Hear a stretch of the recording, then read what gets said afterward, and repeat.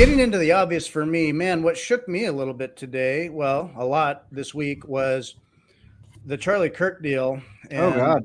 um, yeah, obligatory mention on that because it's definitely on people's minds, affecting people differently. I didn't expect it to affect me as much as it did because I didn't like really follow him. I didn't agree on everything. I liked generally what he was doing, the discourse and the access and the just getting young people thinking and learning how to like debate. And he was busy and active and doing all this stuff. And so, yeah, like you had mentioned earlier, Daniel, just people are not used to seeing it so in their face, so clear and live, an assassination. People don't see that stuff. And there it was. And so, man, it shakes people. Oh yeah. Well, I Yeah, remember it's the first very time I hard. saw somebody get shot. Like it deeply affected me. Like I didn't think it was something like because I thought, oh, I've seen movies and blah blah blah, and like that wouldn't affect me, and I'm a tough guy or Yeah, whatever. And then the first time you see it in person, you're just like, oh, that's yeah, a it's whole definitely different different fucking when it's thing. Yeah, real. yeah, yeah. And if you haven't seen like the video clips close up or even far away of it, I would recommend avoiding it. I accidentally watched the close up one before I even knew what was going on, and it's definitely horrific. Yeah, Yeah. you don't want to see that kind of stuff up close. And it was more shocking to me like how desensitized I realized I've become to that kind of thing. And I think partly because of the prison and partly just because of previous exposure in earlier life. But you know, it, like I said, I'll never forget the first time I saw that. And it was deeply, deeply disturbing. Like it bothered me for days after. I was just like, oh my God, man. Oh, like I just didn't feel right. And now I see it, and it's still one of those like, oh God, fuck, I don't like seeing it. But Hmm. the rapidity by which people can become desensitized to that is pretty shocking. And anybody who's been in combat knows that. And people have been in various theaters or whatever. They quickly realize like that first shock. Once that wears off, then the rest is sort of it gets progressively less shocking, and that's sort of disturbing because there's a whole cadre of people now that are not only like desensitized to it, but they're also cheering it on. So you go, well, now you've got this radicalized population that is also desensitized to the violence and they think it's a good idea. So you've got a toxic combination there that I'm not a real big fan of. So I'm hoping cooler heads prevail. I very much appreciate the reaction from the right. And as many people pointed out, there's no riots in the streets. There's no, setting fire to buildings. There's no screaming and yelling. There's vigils and there's people being respectful, and there's a lot of anger. So Hmm. understandably, right? So I don't know, man. It's not good for the country when shit like that happens, and it's unsurprising because you got a whole propaganda apparatus that's been pushing for that outcome for the better part of a decade. So Yeah, that's what needs to get called out is the infotainment trough that we're fed, which is divisive, which is anti-human. And now that it's in your face, it's like, oh, how is some young kid radicalized like this? I mean, you either land on Manchurian Candidate or you land on the trough of toxic information and ideology. So, I was just going to mention it when you said so. Other people have died at the hands of whatever, and there's riots and dumpster fires.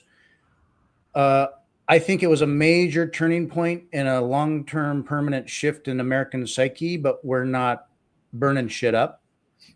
I think that's significant.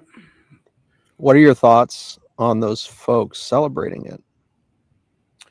I think that humans, being less intelligent animals than we imagine ourselves to be, have when say you have an ideology that you're passionate about and you're out there waving a flag and something happens and your immediate reaction without engaging your forefront of your brain is a petty, disgusting celebration.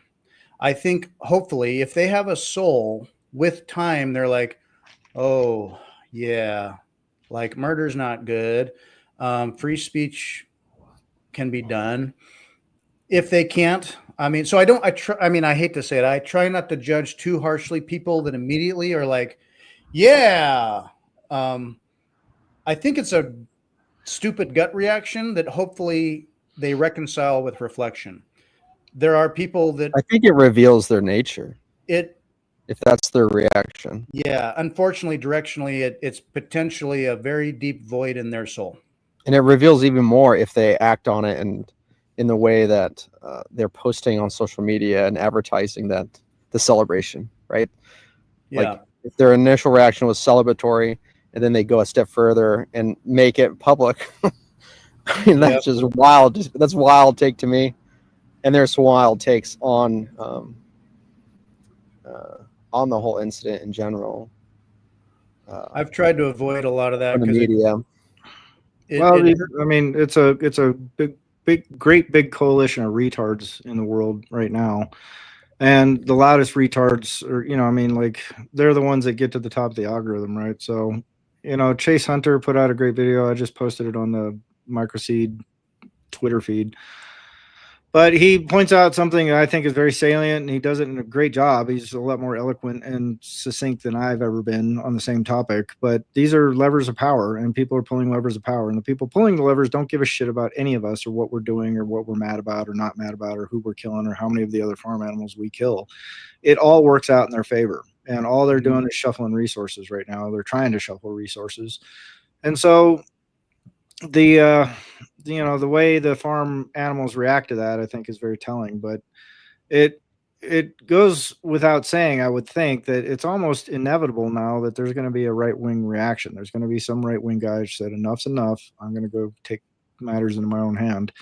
And there's always been those kind of reactions. I mean, you can go back to Timothy McVeigh and all that kind of stuff, or there's people that are going to act out based on that input, right? And whether you call it a retaliation or you just call it, rage or whatever. But I guess the broad point is, if you are sitting there actively dehumanizing people on both sides of the aisle, quote unquote, then you're both complicit in it, right? Like, because I've, my stepdad here, he listens to Fox News constantly, and there's no shortage of them calling people lunatics and deranged and, like, all these things that you go, yeah, well, you should probably put that dog down, right? But just like on the left side, like, people just calling people Nazis and fascists and, slavers and, whatever. It's just like, yeah, well, you should put that dog down, So one thing that I don't know. Go ahead. No, I was done. I think one thing that's kind of different in my mind is the right seems to be willing to debate and talk more, and the left has a tendency sometimes to Shriek. say speeches, violent speeches, hate, and that kind of rhetoric. What are your guys' thoughts on that? I've seen it much more lately on the left, for sure, and I think it's easier to react that way when you feel a lack of power or platform because you're on the losing side and you're not in power, or your messaging isn't winning the hearts and minds of society at large. I think you're a waning power structure, and so you get desperate. I get conspiratorial with some of this stuff as well. And I should bite my tongue on presumptions about some of this stuff in terms of the incentives by the divide and conquer benefit to all of this, keeping us divided and fighting. But comparatively, you could say that, okay, there were people on the right who got in people's faces and whatever, but it's definitely less criminal. I mean, it's not like we're burning Teslas or businesses or smashing windows. It was more measured, perhaps. But I think that it's a kind of a desperate woke ideology that if they, in short time preference wise, perhaps taking advantage of youthful thinking about some of these things. It's like, I want it and I want it now. And it's got to be precise and it's got to be special. And I can't win through argument, but I can throw a tantrum. Well, that's one strategy by, the less mature retards. So now, does that gravitate to certain youth or people who maybe are disenfranchised or open-minded, anti-authoritarian wise? Yeah, I would call that generally more the liberal left. But it happens on both sides. I do think on the right, when it happens, it's a little more strategic, measured, and perhaps less funded or funded differently. I don't know. Well, I would say whether it's left or right, I've actually asked a robot. I've asked two robots, and depending on how you frame the question, what you categorize as violent reactions and things like that, it's about 50-50. And I think if you pose that same question to someone on the left, if me and Fritz were, a bunch of left-wing wackadoodles or whatever, we would be going, oh yeah, the right is so much worse. They do so many worse things, and they target specific people and they target specific races and they target specific religions. And those are the guys you got to really watch out for. And so I think it would be difficult to parse it out without, relying on the bias of the camp, that whichever camp you happen to be in when you frame the answer. If you ask the robot, like I said, and you ask it in a way that tries to roughly equally categorize what political violence looks like, what political violent protest looks like, the core takeaway is that most right-wing violence tends to occur towards targeted groups of people. And you'll find like those synagogue attacks and, racial attacks and things like that. Those are the things that kind of crop up the most. And then anti-government sentiment attacks, right? Like the Malheur County guys and the McVeigh people and the reactions to Ruby Ridge and the reactions to Waco and things like that, which are both examples of state violence directed outwards towards conservative groups. But there's also abortion clinic bombings and all that kind of stuff. So there's a lot to unpack there. It's not just like, well, the right's more sane about this and the left are crazy, because the left goes, the left is more sane about this, the right's more crazy. If you ask the left wingers, they go, well, we do property damage, but we're not out killing babies and we're not, blowing up fucking clinics and we're not doing shit like that. So we're better. Meanwhile, they're doing things like assassination attempts, things like that. So they discount the severity of their actions just as much as the right discounts the severity of their actions. And neither group is representative of the broad body politic of either side, right? Like, I don't think either one of you go, yeah, I think it's a good idea that, whatever, that guy blew up the federal. Well, maybe you do think it's a good idea he blew up the federal building. I don't know. And there's a debate on whether or not he even did it. But the broad point is there, hundreds of people got killed there. None of them, most of them are just bureaucrats and fucking nobodies. And there's no reason they should get slaughtered because someone else got slaughtered somewhere else. Yeah, in a daycare. I mean, so it's a pretty brutal attack, regardless of who you attribute it to. But, at least the political narrative is that that's attributed to a right winger. So I think it's just, it's better, in my broad opinion, to go like, if you just walk down the street, how many people do you see that you just go, I want to just punch that guy in the fucking face because I know he's a fucking liberal. I can just fucking tell him I just want to go beat him up right now. Like, that's very few, right? Like, you don't go to the store and see the girl behind the counter and go, oh, you got a nose ring? I just want to fucking murder you, right? Like, it's not there, I mean, and to that end, I go, well, there's a lot of lefties that see a Trump hat and they just get fucking twinged out, right? So there's different triggers and different things, but I think on balance it's probably equal, and both sides parrot the same kind of nonsense towards their other side. But it's all levers of power. That's the thing I can't stress enough. The people that are inflaming this kind of stuff don't care about what you think, what you believe, what your little political views are. They just go, oh, this is how I can get more stuff, and those people will have less stuff. And if they do it better, they're going to get more of my stuff, and I'm going to have less stuff than they do. And that's the game they're playing. But they benefit from both sides fighting. They benefit from war. They benefit from civil conflict. They benefit from COVID. They benefit from everything that affects the farm. They benefit from. So, as long as you're a farm animal, you are subject to those machinations. And if you get caught up in it and you start believing in it, then you just become a greater resource and a greater tool for whichever lever is being pulled at that time.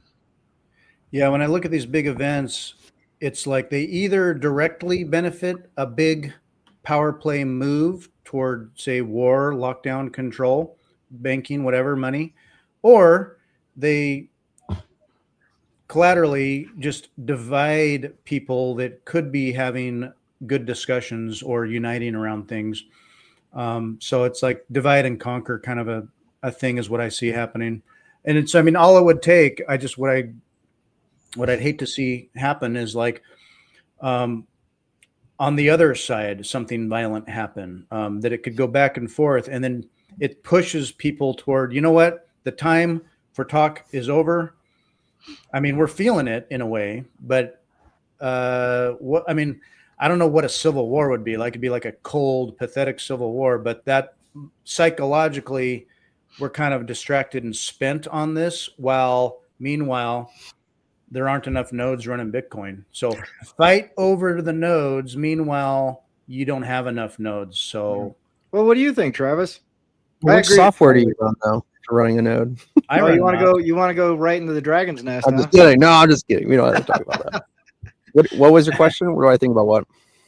Well, I mean, because you had asked, like, in terms of which side is worse and all that kind of stuff, and so me and Fritz have both kind of opined a little bit, but be curious to hear what you think. I mean, in general, the people that bother me, like that are interjecting themselves into my life, like with taxes, with rules, with regulations, those are not usually right wingers doing that. Like I'm bothered consistently by one group of people, and then people that want to censor me, not usually right wingers. Thank you for watching this video. This is just a short clip from our full episode. So if you'd like to enjoy more entertaining wisdom found in our podcasts in their full context, just click a link in the corner. We are always sharing our big ideas on Bitcoin Liberty Live.